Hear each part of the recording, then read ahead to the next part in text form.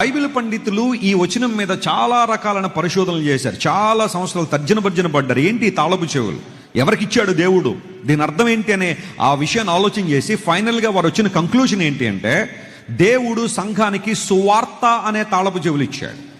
ఇప్పుడు వాటిని ఏం చేస్తున్నాం, మనం ఉపయోగించట్లా, సరిగా దాచిపెడుతున్నాం వాటిని. మీరు సర్వలోకానికి వెళ్ళండి, సర్వ సృష్టికి సువార్తను ప్రకటించండి, నేను మీకు తాళపు చెవి ఇచ్చేశాను.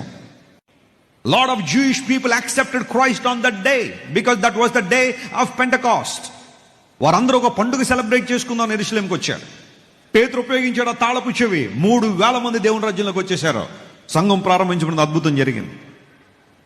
If you read Acts chapter 10, Peter used that key to invite Gentiles into the kingdom of God. Cornelius was a centurion. He accepted Christ.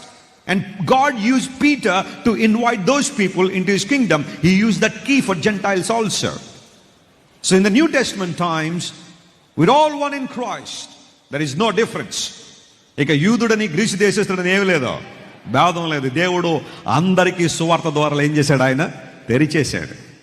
మన నినాదం సువార్త, మన పాటలు సువార్త, మన వాక్యము సువార్త, మన సాక్ష్యము కూడా సువార్త. హల్లెలూయా. Download ShareChat.